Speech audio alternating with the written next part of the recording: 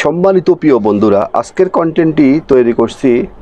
আপনার সন্তান যখন আপনাকে সম্মান করবে না, আপনার কোনো কথার মূল্য তার কাছে থাকবে না, আপনার কোনো ডিসিশনের মর্যাদা তার কাছে থাকবে না, সে যে ডিসিশন নিবে সেটাই সঠিক ডিসিশন সে মনে করে, এবং আপনি তাকে বলবেন ডানে যাওয়ার জন্য, সে যাবে বামে। এমন অবস্থায় আপনার কী করণীয়, এবং বৃদ্ধ বয়সে এসে আপনি যেহেতু কখনো আপনাকে সন্তানের উপরে নির্ভরশীল না হইতে হয়, সে বিষয়টিও আজকে আলোচনা করব।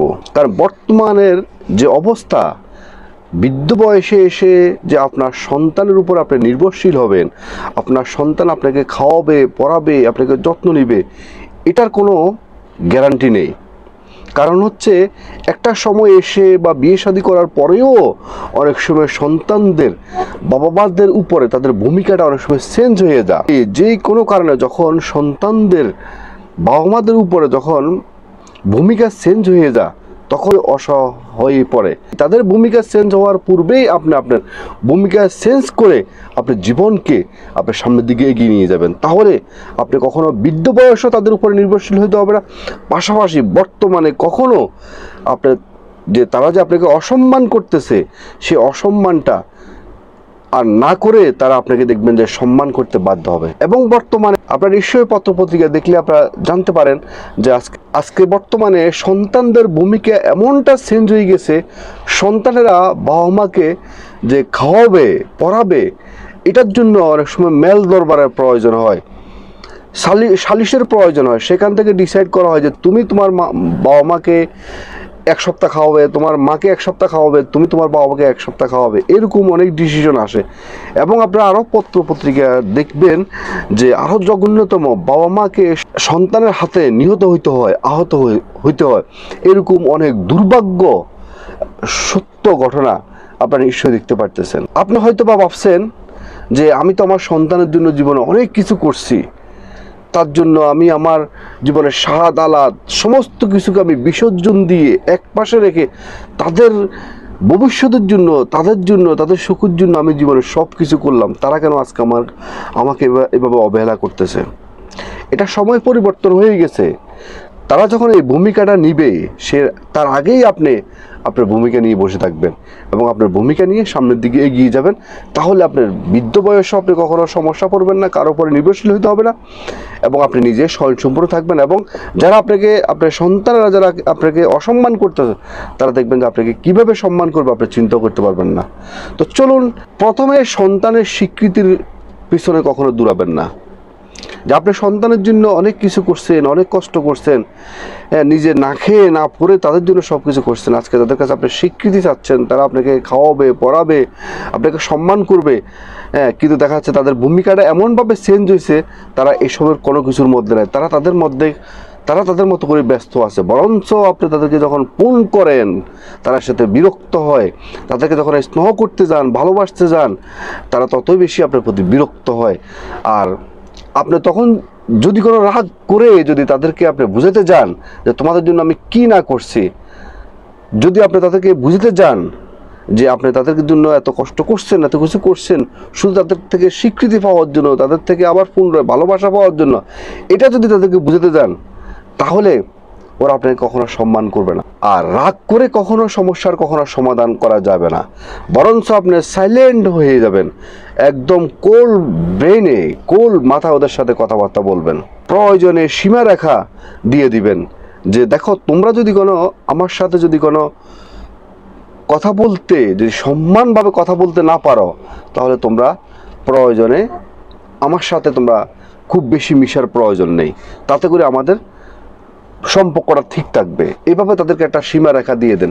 আপনি আপনার জায়গা থেকে আপনার জায়গাটা আপনি তাদেরকে ক্লিয়ার করে দেন। আমি তোমাদের পিতা, বা আমি তোমার মা, আমি তোমার বাবা, আমি তোমার মা, এই জিনিসটা তাদেরকে ক্লিয়ার করে দেন যে বাবা মার প্রতি তাদের কীভাবে সম্মান শ্রদ্ধা থাকা প্রয়োজন, সেটা তাদেরকে বুঝিয়ে দিন, বা তাদেরকে প্রয়োজন অন্যের উদাহরণ তাদেরকে দেন।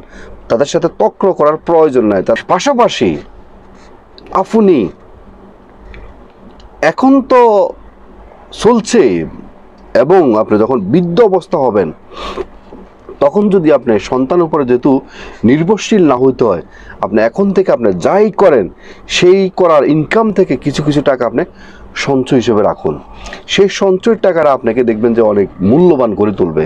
এবং সন্তানের কাছে এমনভাবে কথা বলবেন, এমনভাবে সীমারেখার মধ্যে দিয়ে কথা বলবেন, সীমারেখা যখন আপনি দিবেন এতে করে আপনার সম্পর্ক নষ্ট হয়ে যাবে না, আপনি তাকে ভালোবাসেন না এটা বুঝাবে না, বরঞ্চ সে আপনাকে বুঝে নিবে যে আমার বাবা অনেক পার্সোনালিটি লোক, আমার বাবা নিজের উপরে নিজের স্বয়ংসম্পূর্ণ, আমার বাপে আমাদের থেকে স্বীকৃতি আশা করে না, বরঞ্চ আমার বাবা আমাদের জন্য যাই করছে সেটা আমাদের জন্য ছিল উপহার ছিল, বা সেটা আমার বাবার দায়িত্ব ছিল।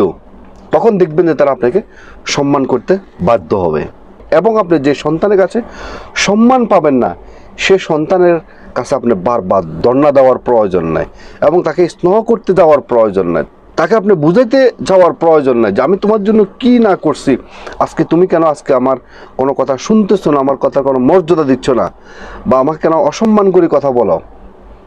আপনি এগুলো যতই তাকে বুঝাতে দেবেন ততই কিন্তু সে বিরক্ত হবে, এতে করে সে কোনো কর্ণপাত হবে না। তার চাইতে যে আপনাকে সম্মান করতে পারে না, যে আপনাকে অবহেলা করে, তার থেকে তাকে আপনি দোয়া করেন, হেদায়েত হওয়ার জন্য দোয়া করেন, এবং সে বড় হওয়ার জন্য তাকে দোয়া করেন, কিন্তু তার উপর আপনি কোনো কিছু আশা না করে এবং তার সাথে আপনি ঘেঁষাঘেঁষি না করে সম্পর্ক দূরত্বতা বজায় রাখুন, তার সাথে কথা বলা কমিয়ে দিন। দেখবেন তখন সে বুঝতে পারবে যে ঘটনাটা কী ঘটতেছে, আজকে আমার বাবা আমাদের সাথে কেন দূরত্বতা বজায় রাখতেছে, বা আমার মা আমার সাথে কেন দূরত্বতা বজায় রাখতেছে। তখন দেখবেন যে সে নিজে থেকেই আপনাকে সম্মান করার জন্য চেষ্টা করবে। এবং সন্তানের কখনো অন্যায় দেখলে কখনো প্রশ্রয় দিবেন না। সন্তানের যে কোনো ছোটোখাটো থেকে শুরু করে বড় অবধি পর্যন্ত সন্তানের কোনো অন্যায়কে কোনোভাবে প্রশ্রয় দেওয়া যাবে না। সন্তানের অন্যায়কে আপনি যত বেশি প্রশ্রয় দিবেন তত বেশি তারা অভ্যস্ত হয়ে যাব, তারা মনে করবে যে না এগুলো তো বাবা শুনছে জানে বা আমরা এরকমই, তখন তারা দেখা যাচ্ছে আরও বেশি বেশি তারা অন্যায় করবে। তো সুতরাং তারা নিজের সীমারেখার মধ্যে থেকে সেটা প্রতিবাদ করবেন এবং সেটাকে কন্ট্রোল করার জন্য চেষ্টা করবেন। তাহলে দেখবেন যে তারা আপনাকে অনেক বেশি ক্ষমতাশীল মনে করবে এবং আপনি অনেক বেশি নির্ভরশীল মনে করবে, অনেক পার্সোনালিটি লোক আপনাকে মনে করবে। এবং নিজের সন্তানের আশেপাশে নিজের জীবনকে সীমাবদ্ধতার মধ্যে রাখবেন না। এদেরকে আপনি বুঝাই দিবেন যে তোমরা ছাড়াও আমরা বাবা মার আমরা ভালো থাকতে পারি। এবং সন্তানদেরকে তাদের মুভমেন্ট না বুঝে, তাদের অবস্থান সিচুয়েশন না বুঝে কখনো আপনার সকল সম্পত্তি তাদের মধ্যে বন্টন করে দিবেন না। আপনার কাছে আসার জন্য, আপনাকে সম্মান করার জন্য তারা চিন্তা করবে। কিছু কিছু বন্ধু মহলের সাথে খুব ভালোভাবে সময় কাটাবেন এবং আপনার নিজের প্রতি খুব ভালোভাবে খেয়াল রাখবেন, নিজেকে নিয়ে খুব হ্যাপি থাকার চেষ্টা করবেন। শারীরিক কোনো অসুস্থতা নিয়ে কখনো ভুগবেন না, সাথে সাথে ডক্টরের সাথে পরামর্শ করবেন এবং আপনার যতটুকু সম্ভব ভালো থাকার জন্য সবসময় চেষ্টা করবেন।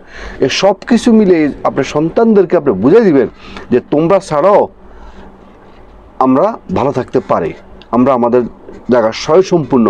তখন তারা আপনাকে সম্মান করবে, আপনাদের কথার মূল্য দিবে। আর যদি আপনি তাদের সকল অন্যায়কে আপনি সাপোর্ট করেন, তাদের উপরে নির্ভরশীল হয়ে যান, আবেগে তাদের স্বীকৃতির আশা করেন, হ্যাঁ আপনি তাদের জন্য অনেক করছেন এখন তারা আপনাকে করবে এই আশা করেন, তাহলে এটা যদি তারা বুঝতে পারে তাহলে আপনার জন্য আরও বেশি অসুবিধা হবে। সবচেয়ে ইম্পর্টেন্ট সর্বশেষ যে পয়েন্টটি বলবো সেটা হলো সন্তানকে অনেক উচ্চ শিক্ষিত করার চেয়েও তাদেরকে অনেক বেশি আদর্শবান হিসেবে তাদেরকে গড়ে তোলার চেষ্টা করুন এখন থেকে। তাহলে দেখবেন যে আপনি মধ্য বয়সে বলেন বা বৃদ্ধ বয়সে বলেন, কখনো সেই সন্তান থেকে কখনো আপনি অবহেলিত হবেন না। তাহলে আপনার জীবনে আজীবন মৃত্যুর অবধি পর্যন্ত আপনার জীবনে অনেক স্মুথলি যাবে এবং আপনি মরে যাওয়ার সময়ও আপনি শান্তিপূর্ণভাবে আপনি পৃথিবী থেকে ত্যাগ করতে পারবেন। আজকের মতো ভিডিওটি এখানে শেষ করলাম। ভিডিওটি যদি আপনাদের ভালো লেগে থাকে তাহলে অবশ্যই এটা লাইক করবেন, এটা কমেন্ট করবেন। আপনাদের একটা লাইক, এটা কমেন্ট আমার কাছে অত্যন্ত গুরুত্বপূর্ণ। আপনাদের একটি লাইকের মাধ্যমে সারা পৃথিবীর মানুষ ভিডিওটি দেখতে পাবে। এবং যারা নতুন অবশ্যই সাবস্ক্রাইব করে অল নোটিফিকেশন অন করে রাখবেন এদের নতুন নতুন ভিডিও পেতে। এবং যারা আগে সাবস্ক্রাইব করছেন আপনাদেরকে অসংখ্য ধন্যবাদ।